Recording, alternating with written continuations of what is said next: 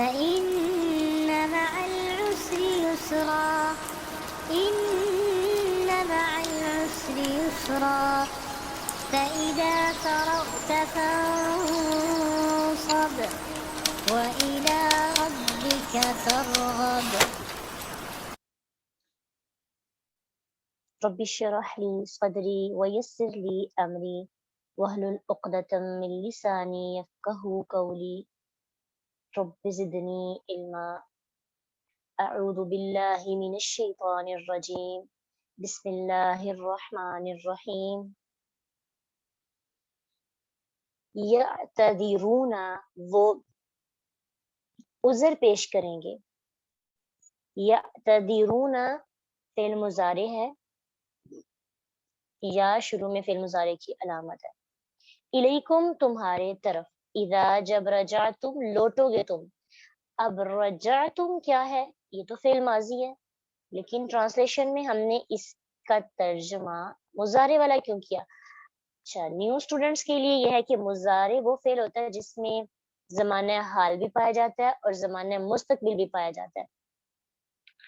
Context کے مطابق ہم اس کی ٹرانسلیشن کرتے ہیں. اب چونکہ بات مستقبل کی ہو رہی ہے تو یہاں پہ فیوچر کی ٹرانسلیشن کی ہے، لیکن یہاں پہ رجعتم یا تذیرون تو بالکل کریکٹ ہے نا، لیکن رجعتم جو ہے یہ فعل ماضی ہے، لیکن ہم نے اس کی ٹرانسلیشن مضارع والی یعنی مستقبل والی کیوں کی؟ قاعدہ لکھیں کہ اذا جب بھی کسی فعل ماضی میں آتا ہے، فعل ماضی کے شروع میں آتا ہے تو اکثر اسے فعل مضارع کے معنی میں لے جاتا ہے اذا کی وجہ سے. اذا جب رجعتم لوٹو گے تم الیہ طرف ان کے، کل کہہ دیجئے لا تعتذروا نہ تم عذر پیش کرو، لن ہرگز نہیں، نؤمنا ہم اعتبار کریں گے. نون کیا ہے؟ مضارع کی علامت، اور نون ہم کے لیے آتا ہے. لکم تمہارا، قد تحقیق، نبأ بتا دے نہ ہمیں، نبأ بتا دے نہ ہمیں، اللہ نے، من اخبارکم بعض خبریں تمہاری. اخبار خبر کی جمع ہے، کم تمہاری، وسیرا و او سا ان قریب، یارا دیکھے گا.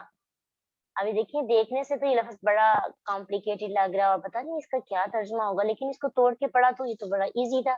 واو کا مطلب ہوا اور، سین جو ہے عربی زبان میں اس کا مطلب ہوتا ہے ان قریب. سین اور صوفہ کا مطلب کیا ہوتا ہے؟ ان قریب. اور یارا رہ گیا تو یارا کا مطلب ہوتا ہے دیکھنا. رآ سے ہے نا فعل مضارع یرا، تو دیکھے گا اللہ. اللہ جو ہے وہ سبجیکٹ ہے، اس لیے اس کے اوپر کیا آیا؟ ضمہ آیا، یہ مضموم ہے. عملکم عمل تمہارا، ورسولہ اور اس کا رسول، ورسول رسول ہو اس کا، ثم پھر تردون تم لوٹائے جاؤ گے، الی عالم الغیب طرف جاننے والے کی، الغیب غیب کی، والشہادتی اور حاضر کی، فینبئکم پھر یونبئ وہ بتائے گا، کم تمہیں، بما وہ جو کنتم تھے تم، تعملون تم عمل کرتے. سیحلفون سین کا کیا مطلب ہے؟ ان قریب. سیحلفون ان قریب، یحلفون وہ قسمیں کھائیں گے. حا لام فا اس کا روٹ ورڈ ہے، یا شروع میں مضارع کی علامت ہے، اور واو نون کس کی علامت ہے؟ جمع کی. روٹ ورڈز کی وجہ سے فائدہ یہ ہوتا ہے کہ آپ کو ترجمہ بہت جلدی سے سمجھ میں آ جاتا ہے. اصل جو میننگ ہوتا ہے، سین گیا ان قریب کے لیے، یا گیا مضارع کے لیے، واو نون گیا جمع کے لیے، پیچھے بڑھ جاتے ہیں حا لام فا. حا لام فا اس کے لیے ہے کہ حا لام فا حلف، حلف پڑھا نا، حلف اٹھانا. تو حلف کسے کہتے ہیں؟ وعدہ، قسم.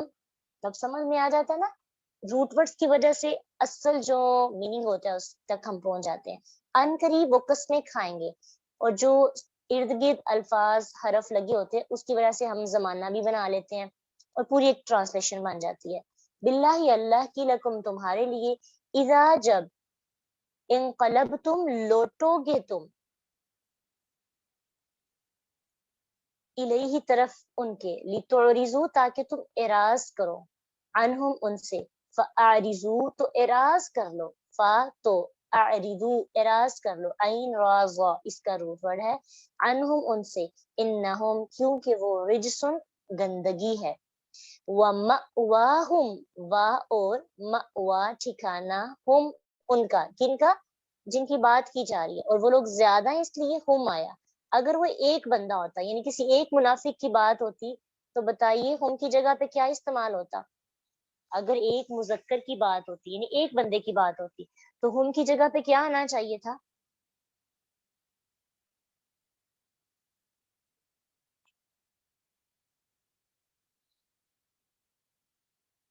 हुम की जगह पे हु। हाँ जी, अभी ज्यादा लोगों की बात हो रही है इस तरह से हुम आया। वमाअवाहुम और ठिकाना उनका जहन्नम जहन्नम है, जज़ाअन बदला है अभी माँ उसका जो कानू है वो यक्सिबून वो कमाई करते, यहलिफूना वो कस्में खाएंगे, लकुम तुम्हारे लिए, लितुरिजू ताकि तुम राजी हो जाओ, अनहुम उनसे, इन फिर अगर तरजऊ तुम राजी हो भी जाओ, अनहुम उनसे, इन्ना तो बेशक अल्लाह अल्लाह, ला यारजा नहीं वो राजी होता, अनिल कौमी उन लोगों से, अल-फासिकीन जो फासिक है, अल-अराबु देहाती, अशद्दु ज्यादा सहत है, कुफरन कुफर में, व निफाकन और निफाक में, व अजदारू और ज्यादा लायक है, अफआलू के वजन पर ज्यादा क्यों किया। अब देखें ज्यादा के लिए तो कोई एक्स्ट्रा लफ्ज भी नहीं आया, लेकिन हमने ज्यादा क्यों किया, क्योंकि ये है बाब किससे, अफआलू के वजन पर, इसम तफजील का सीगा है अफआलू, अजदारू अफआलू। याद रखिए, जो आप लोगों को तो पहले पता है लेकिन जो नया सुन रहे हैं उनके लिए कि अफआलू के वजन पर अजदारू, देखिए अफ आलू अजदारू, इस वजन पर जो भी लफ्ज आता है उसके अंदर एक खसूसियत पाई जाती है। क्या पाई जाती है, उसके अंदर कंपैरिजन होता है, यानी फलां चीज ज्यादा अच्छी है उससे, अकबरू वो ज्यादा बड़ा है, ठीक है, वो ज्यादा लायक है, अजदारू वो ज्यादा लायक है, अल्लाह के ना यालमू वो जाने, हुदूदा हुदूद को, माँ उसकी जो अनजाला नाजिल किया अल्लाह अल्लाह ने, अला रसूलिही अपने रसूल पर, वल्लाहु और अल्लाह अलीमुन खूब इल्म वाला है, हकीमुन खूब हिकमत वाला है। अऊज़ु बिल्लाहि मिनश शैतानिर रजीम, बिस्मिल्लाहिर रहमानिर रहीम, यअतज़िरून इलैकुम इज़ा रजअतुम इलैहिम कुल ला तअतज़िरू लन नुअमिन लकुम क़द नब्बअना अल्लाहु मिन अख़बारिकुम, वो उज़र पेश करेंगे तुम्हारी तरफ जब वो लौटेंगे या जब तुम लौटोगे उनकी तरफ। अब यहाँ पे बात जो है ना थोड़ा सा बैक चलेंगे, जो सूरत जो जो 10 क्लास में हमने पढ़ा था, गज़वा तबूक के मौका पर कुछ ऐसे लोग थे जो मुनाफिक थे, उनका जिक्र किया डिटेल के साथ। अब वो लोग थे जो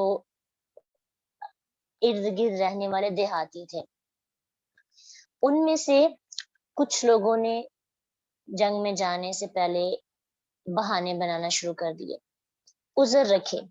उज़र रखने वालों में दो तरह के लोग थे, एक तरह के वो लोग थे जिनका उज़र सच्चा था, उनको तो अल्लाह सुब्हानहू तआला ने माफ कर दिया, और कुछ लोग ऐसे थे जिनके पास कोई उज़र नहीं था, उन्होंने बहाने बनाना शुरू किए सिर्फ जान छुड़ाने के लिए कि उनको अल्लाह के रसूल के साथ ना जाना पड़े।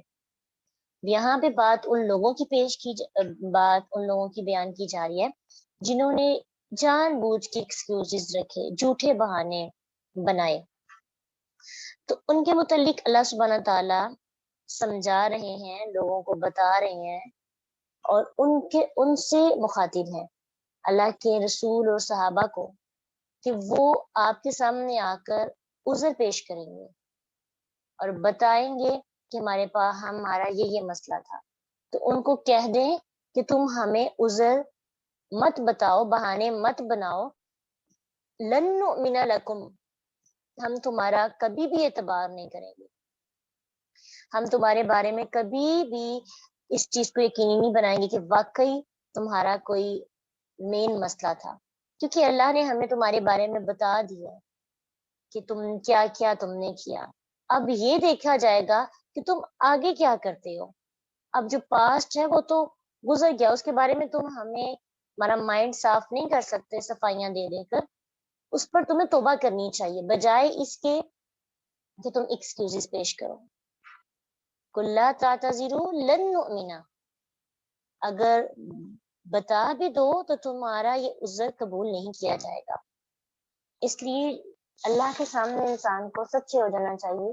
اگر انسان سچائی بیان کر دیتا ہے کہ میری یہ غلطی ہے، مان جاتا ہے، تو اس کے لیے توبہ کے دروازے کھلے ہوتے ہیں. لیکن جو ڈٹ جاتا ہے اور کہتا ہے میں نے تو غلطی کی نہیں اور بہانے بناتا ہے، تو پھر وہ نہ تو توبہ کر پاتا ہے اور دوسرا جھوٹ پہ جھوٹ اپنے آپ کو بھی دھوکے میں رکھتا ہے. اب اللہ سبحانہ تعالیٰ کہتے ہیں کہ اللہ اور اس کا رسول تمہارا عمل دیکھے گا، اب یہ دیکھا جائے گا کہ تم اپنی اس روش پہ قائم رہتے ہو یا باز آ جاتے ہو.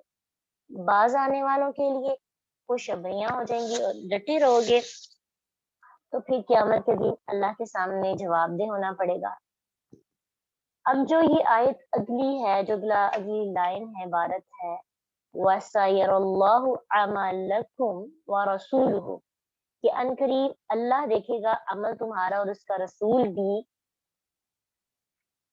تو اس عبارت سے، اس چھوٹی سی جملے سے لوگوں نے اپنے عقیدے کو بھی غلط کیا ہے. قرآن کی ٹرانسلیشن کیسے تبدیل ہوئی؟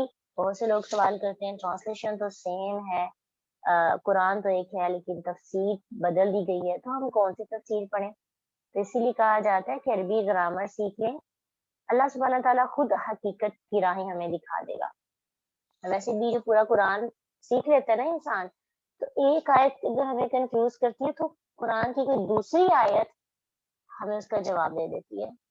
قرآن کی تشریح تفسیر ایک اس طرح سے بھی ہوتی ہے کہ کچھ آیات کی تفسیر دوسری آیات کر رہی ہوتی ہے جو پہلے گزر گئی ہوتی ہیں یا بعد میں آنے والی ہوتی ہے.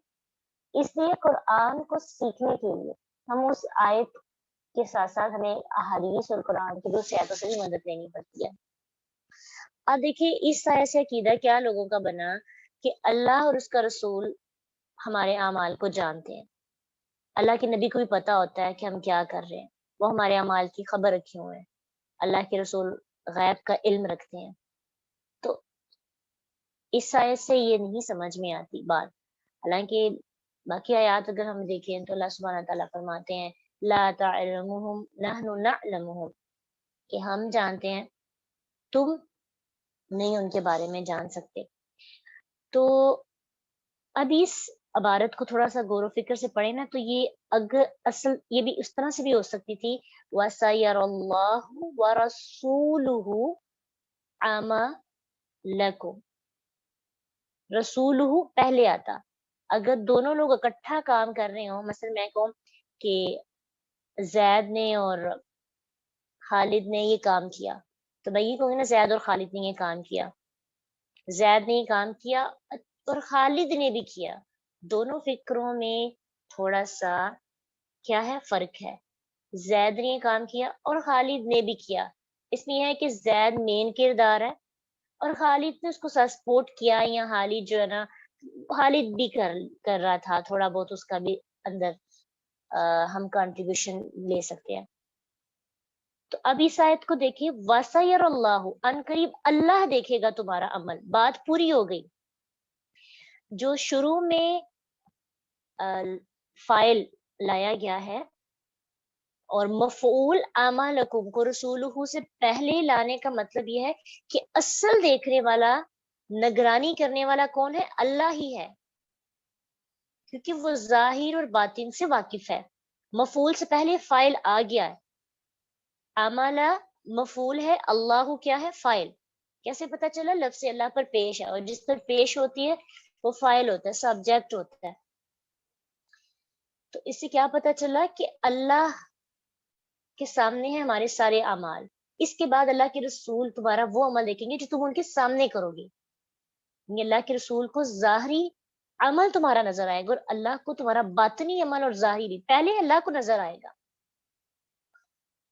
اور پھر یہ بھی کہ اگر اللہ کے رسول تمہارے ظاہری عمل سے مطمئن ہو بھی جائیں، تمہاری دلی کیفیت درست نہ بھی ہو، تو غیب اور حاضر کو جاننے والے کے سامنے ثم تردون الی عالم الغیب والشہادۃ، پھر تم لوٹائے جاؤ گے اس کی طرف جو غیب اور حاضر کی خبریں جانتا ہے، پھر وہ تمہیں بتائے گا. پھر یونبئ، وہ بتائے گا. اب یونبئ کیا ہے؟ واحد ہے، اللہ کی بات کی جا رہی ہے. پھر وہ تمہیں بتائے گا جو تم عمل کر رہے ہو، جو تم عمل کرتے ہو. تو اسی صورت کی آیت نمبر 105 میں بھی اللہ سبحانہ تعالیٰ فرماتے ہیں کہ کہہ دے، اگر یہ عقیدہ اگر بنا بھی لیا جائے کہ اللہ اور اس کے رسول ہمارے اعمال کو دیکھ رہے ہیں، تو توبہ کی 105 آیت کے اندر مزید ہم پڑھیں گے، کہہ دیں تم عمل کرو، پس عنقریب اللہ تمہارا عمل دیکھے گا، اور اس کا رسول بھی اور ایمان والے بھی. تو اس کا مطلب ہے کہ مومن بندے کو بھی پھر غیب کی خبریں ہیں. اس کا مطلب یہ نہیں، اصل جاننے والا اللہ ہے. جو ظاہری اعمال ہے، بات چونکہ منافقین کی ہو رہی ہے، یہ خود و نصارہ کی ہو رہی ہے، تو انہوں نے عمل تو کرنے ہیں، ان کے عمل اللہ کے نبی کو بھی پتہ چلیں گے، اور جو صحابہ اس دور کے ہوں گے ان کو بھی علم تو ہوگا سامنے وہ کیا اعمال کر رہے ہیں. ٹھیک ہے، تو اس لیے ہم نے عقیدے کو بغیر تحقیق کے اور بغیر علم کے ہمیں اس طرح سے خراب نہیں کرنا چاہیے. بات جو ہے وہ حقیقت جو ہے اس تک پہنچنے کی کوشش کرنی ہے. سورت نمل آیت 65 میں، سورت اعراف آیت 188 میں بھی آپ مزید دیکھ سکتے ہیں کہ اصل نالج غیب کا اللہ کے پاس ہے، اور باقی جب اللہ کے رسول کی اس طرح سے بات ہو تو وہ ظاہری اعمال کی، اس وقت کے منافقین کے ظاہری اعمال کے بارے میں بات کی جاتی ہے. اب آ جاتے ہیں اس آیت کے اندر. بیسیکلی اس آیت میں کہا کیا جا رہا ہے؟ ان آیات میں منافقین کو اخلاص کی طرف پلٹنے کی دعوت دی گئی ہے، اور یہ اللہ تعالیٰ کا خاص کرم ہے کہ منافقین کو اس طرح سے بار بار بلایا جاتا ہے کہ تاکہ وہ پلٹ جائیں اور ان کو معافی مل جائے. اور ایسا ہوا بھی تھا کہ بہت سے منافقین اخلاص کے ساتھ انہوں نے ایمان قبول کیا، اور اسلام کی دولت سے، اخلاص کی دولت سے سرفراز بھی ہوئے. تو یہ نہیں ہے کہ ایک بندہ منافق ہے تو وہ ہمیشہ منافق ہی رہتا ہے. اگر وہ اپنی روش بدلنا چاہے تو بدل سکتا ہے، لیکن جو نہیں بدلتے ان کا رویہ کیا ہوتا ہے؟ سَيَحْلِفُونَ بِاللَّهِ لَكُمْ إِذَا انقلبتم، جب لوٹو گے تم ان کی طرف تو وہ قسمیں کھائیں گے. قسمیں کیوں کھائیں گے؟ قسمیں کھانے کا مطلب کیا ہوگا؟ قسمیں کھا کھا کے اپنی صفائیاں دیں گے، قسمیں کھا کھا کے تمہیں امپریس کرنے کی کوشش کریں گے. کیوں؟ لِتُعْرِضُوا عَنْهُمْ، تاکہ تم اعراض کرو. یعنی اللہ کے رسول کو اور صحابہ کو اس بارے میں کہا جا رہا ہے کہ تمہارے پاس وہ قسمیں کیوں آ کر کھائیں گے؟ تاکہ اعراض کرو تم ان سے. اعراض کا مطلب کیا ہے؟ کہ تم ان سے درگزر کرو، چشم پوشی کرو، انہیں معاف کر دو. پہلے لِتُعْرِضُوا میں جو اعراض ہے اس کا مطلب ہے کہ وہ چاہتے ہیں کہ تم ان کو معاف کر دو، تم ان کی چشم پوشی کر دو، ان سے پوچھ گچھ نہ کرو، اس لیے وہ قسمیں کھا کھا کے تمہیں امپریس کرنے کی کوشش کرتے ہیں. ایسے آپ دیکھتے نا اپنے ارد گرد رہنے والے لوگ، جب یقین نہیں آتا کسی کو، کوئی کام نہیں کیا اس نے یا کر دیا تو اپنی بات منوانے کے لیے قسمیں کھائی جاتی ہیں، اس لیے تاکہ ان کو معافی مل جائے. دنیا کے اندر تو مل جائے گی، آخرت کے اندر تو اللہ سب کے سامنے پول کھول دیں گے نا. اللہ کے رسول کیا حکم دے رہے ہیں؟ فَأَعْرِضُوا، تو تم ان سے اعراض کرو.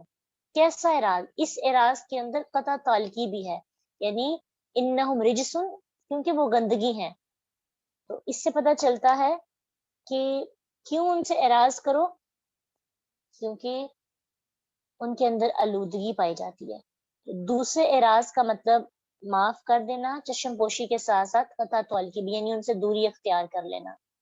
فَأَعْرِضُوا عَنْهُمْ إِنَّهُمْ رِجْسٌ، کیونکہ وہ گندگی ہیں. گندگی سے تعلق کا نتیجہ آلودگی ہوتا ہے، اس لیے ان سے بچ جاؤ تاکہ کہیں ان سے متاثر نہ ہو جاؤ، کیونکہ صحبت کا اثر ہو جاتا ہے.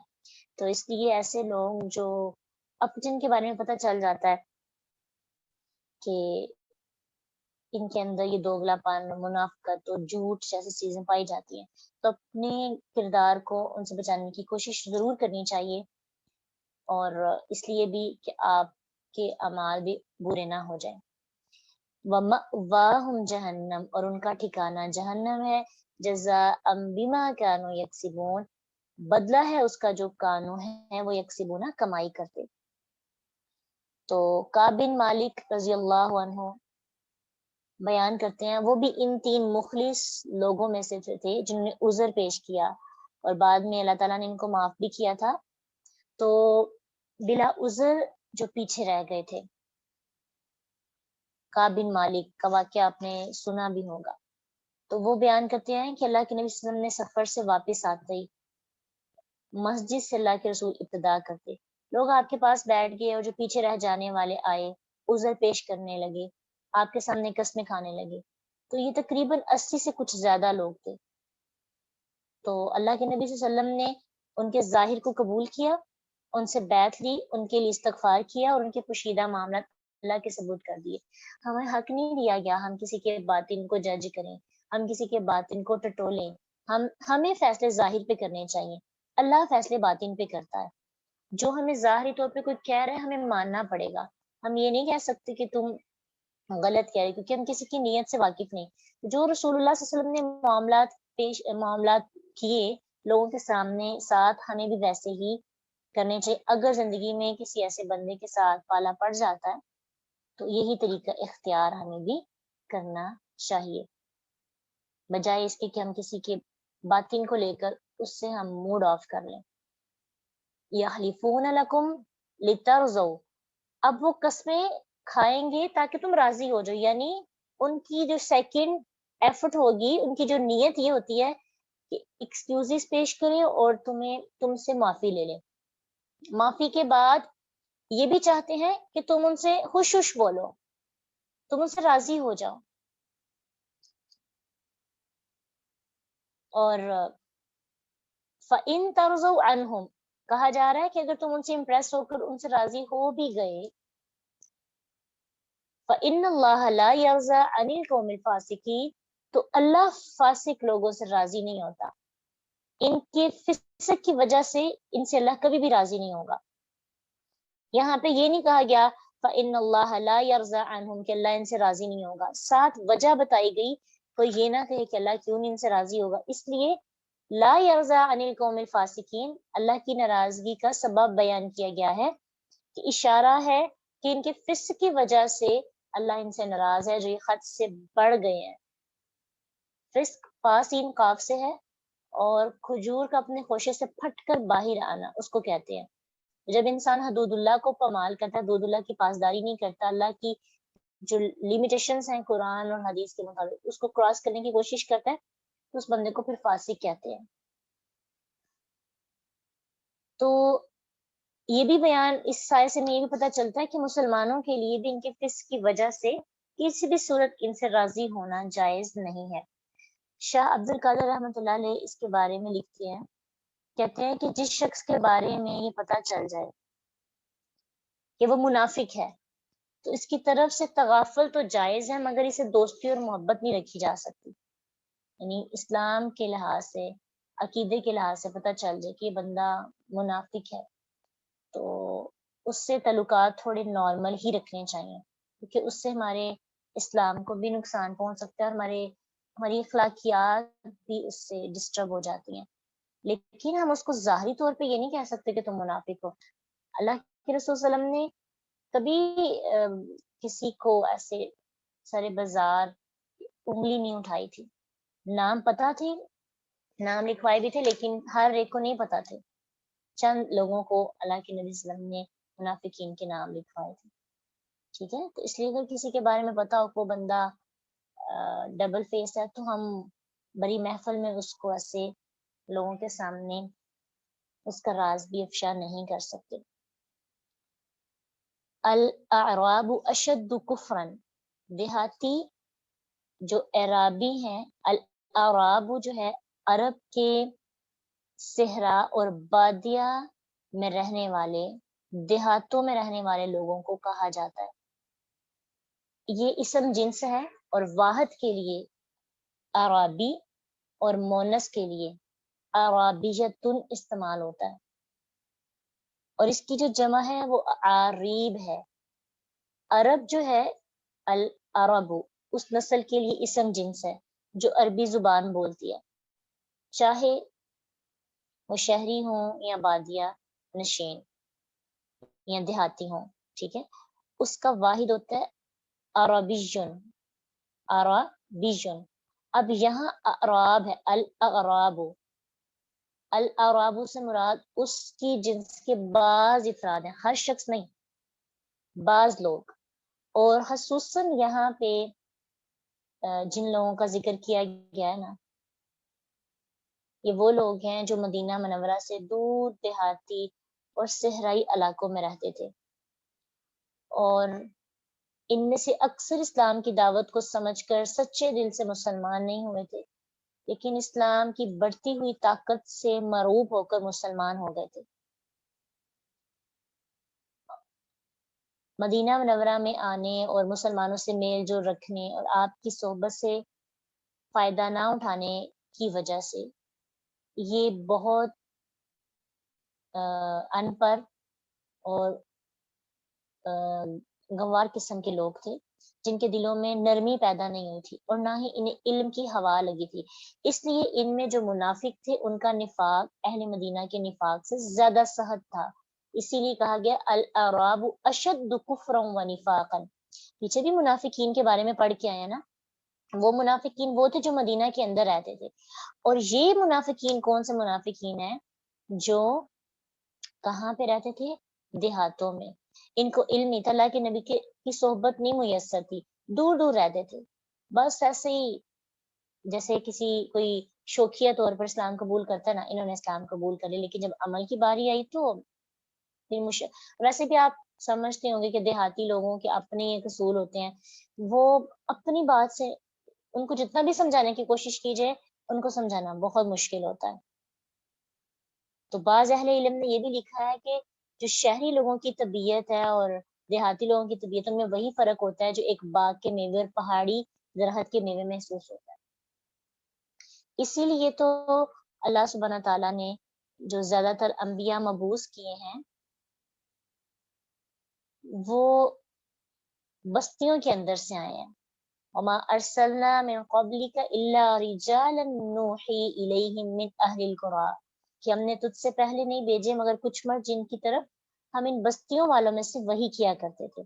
تو اللہ کے نبی کو بھی تمام بستیوں کی ماں ام القری یعنی مکہ میں پیدا کیا گیا تاکہ وہ شہری معاشرے کی شائستگی اور نرم دلی کی ان کے اندر پائی جائے. تو شاہ عبد القادر رحمۃ اللہ علیہ اس کے بارے میں لکھتے ہیں کہ جو دیہاتی ہیں ان میں بے حکمی، مفاد پرستی، جہالت رچی ہوئی بسی ہوئی ہوتی ہے. اس لیے اللہ تعالیٰ نے اپنی کمال حکمت سے نہ ان پر زیادہ ذمہ داری ڈالی اور نہ ان کو درجات کی بلندی عطا کی.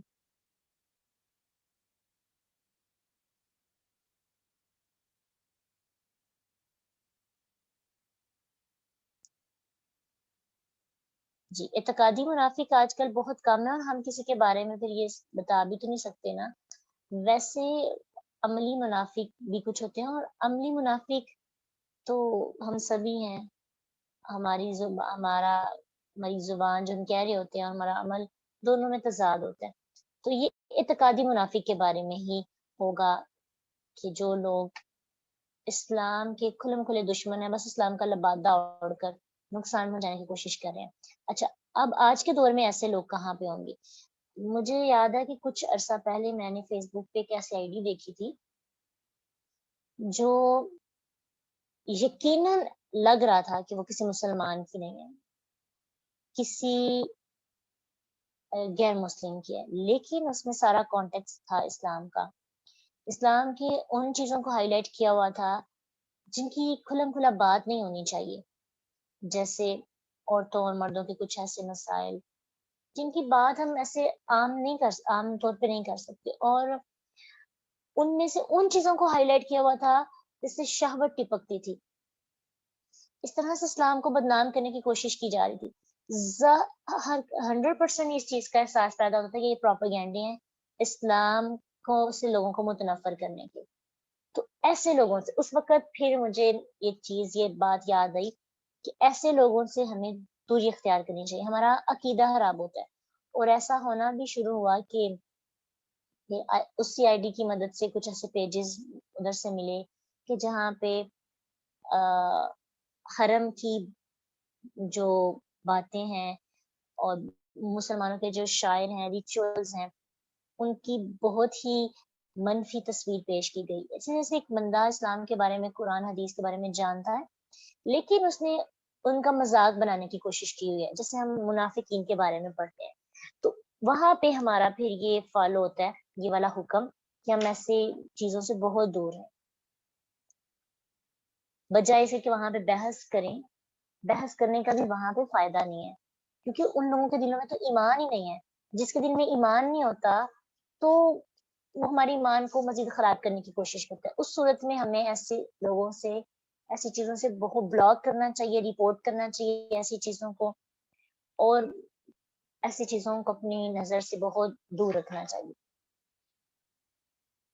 تو یہ جو دیہاتی تھے ان کے اندر زیادہ نفاق پایا جاتا تھا، ان کے لیے سمجھنا مشکل تھا۔ اللہ کے رسول کی ایک حدیث بھی ہے ان دیہاتی لوگوں کی ایمان کی کم ایمان والوں کے لیے، کہ عبداللہ بن عباس رضی اللہ عنہما بیان کرتے ہیں کہ اللہ کے نبی صلی اللہ علیہ وسلم نے فرمایا جو بادیاں میں سکونت رکھے ہوئے ہیں، جو دیہاتوں میں رہنے والے ہیں، وہ صحت دل ہو جاتا ہے، اور جو شکار کے پیچھے لگ جاتا ہے وہ غافل ہو جاتا ہے، جو سلطان کے پاس آتے ہیں وہ آزمائش میں ڈال دیا جاتا ہے۔ تو ہم بھی اپنے معاشرے کے اندر کچھ ایسے لوگوں کو دیکھیں نا، تو ہمیں اس چیز کا تھوڑا سا احساس ہوتا ہے کہ ایسے لوگ جو ہیں آج بھی دیہاتوں میں رہنے والے لوگوں کو سمجھانا، ان کو بتانا بہت مشکل ہوتا ہے۔ اللہ کے رسول صلی اللہ علیہ وسلم کے پاس ایک ساتھی آیا سا، تو اعراب میں سے کچھ لوگ آئے دیہات میں سے، تو آپ اپنے حسن حسین رضی اللہ عنہما کو چوم رہے تھے، تو جب انہوں نے دیکھا تو کہنے لگی کیا تم اپنے بچوں کو چومتے بھی ہو؟ تو لوگوں نے کہا ہاں، تو وہ کہنے لگی اللہ کی قسم ہم نے تو کبھی بھی نہیں چوما۔ تو اللہ کے نبی نے فرمایا اور کیا میں اختیار رکھتا ہوں اگر اللہ نے تم سے رحم نکال دیا۔ اس سے بھی پتہ چلتا ہے کہ اعرابی جو تھے وہ سخت دل تھے، اس حدیث سے بھی پتہ چلتا ہے، تو اس لیے ان کا نفاق اور ان کا کفر جو ہے عام کفر اور نفاق سے زیادہ سخت تھا، تو اس لیے کہا جا رہا ہے کہ وَأَجْدَرُ أَلَّا يَعْلَمُوا حدود ما انزل اللہ علی رسولہ، یہ زیادہ لائق ہے ان کے لیے کہ وہ اللہ اور اس کے رسول کی باتوں کو جانیں، ان کو دیکھیں اور ان کو سمجھنے کی کوشش کریں، لیکن انہوں نے ان باتوں کو جو ہے جاننے کی کوشش نہیں کی، قریب نہیں آئے، صحبت نہیں پائی، اس لیے ان کا نفاق جو ہے وہ زیادہ سنگین ہے۔ واللہ علیم حکیم، اللہ خوب علم والا اور حکمت۔ شکار کے پیچھے لگ جانے سے مراد یہی ہے اپنی خواہشات کی پیروی کرنا، اور بالکل جسے اپنا ٹارگٹ بنا لیتے ہیں پورا کرنے کے لیے، باقی ساری چیزوں کو بھول جاتے ہیں۔ بالکل بہت اچھے طریقے کے ساتھ آپ، یہی ہے تدبر، یعنی ایک تو شکار اس وقت یہ بھی ہو سکتا ہے کہ اس وقت جو شکار ہے آپ کے جانور پرندے اس طرح سے بھی کہ دنیا مافیہ کو بھول کر شکار کرنے نکل جانا اور اس کے پیچھے بھاگتے رہنا۔ آج کے دور میں ہم اس ریلیٹ کر سکتے ہیں اپنی ایسی چیزوں کے پیچھے جن کو ہم حاصل کرنا چاہتے ہیں اور اس کے پیچھے بھاگتے رہتے ہیں، کوشش نہیں کرتے، اور دیہاتی لوگ ایسے ہی ہوتے ہیں، ان اپنی لائف میں مگن ہوتے ہیں، مفاد پرست ہوتے ہیں، ان کو دوسروں کو موٹیویٹ کرنا اور جہاد کے لیے نکلنا ان کے لیے مشکل ہوتا ہے۔ ابھی بھی آپ اندازہ لگا سکتے ہیں دیہاتوں میں اگر آپ جائیں نا تو بڑے بڑے رسک لینا اور بڑے بڑے پروجیکٹس کرنا اور تبلیغ کرنے کے لیے نکلنا. ان کا ہوتا ہے کہ اپنی ایک اچھی لائف گزاری جائے, کھائے پیئیں سوئیں اور ایک اچھی بیلنس لائف ہو. وہ اپنی صحت کے لحاظ سے بہت اچھے ہوتے ہیں, لیکن عمل جو ہوتا ہے اور اللہ کی راہ میں وقف ہو جانا, ان چیزوں کے لحاظ سے وہ پیچھے ہوتے ہیں. تو انشاءاللہ باقی جو آیات ہیں وہ کل سیکھیں گے. آپ کلاس کا جو ٹائم ہے وہ کمپلیٹ ہو گیا ہے.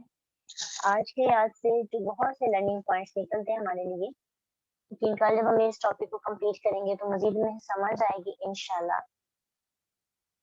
بات یہ ہے کہ اگر ہمیں اس بات میں سمجھایا جا رہا ہے کہ منافقین جیسے اگر ہمارے اندر صفات پائی جائیں تو ہمیں بجائے عذر پیش کرنے کے, بجائے ایکسکیوزز پیش کرنے کے, اگر غلطی ہو گئی ہے, پیچھے رہ گئے ہیں, کوئی کام نہیں کر سکے, تو ایکسکیوزز نہ کریں, میں نے اس لیے نہیں کیا, میری یہ ریزن تھی.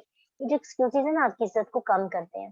سرنڈر کر دیا کریں, لوگوں کے سامنے بھی اللہ کے سامنے بھی. بہت عزتیں ملتی ہیں, بہت زیادہ عزتیں ملتی ہیں, بس اپنے آپ کو عاجز رکھنا ہے.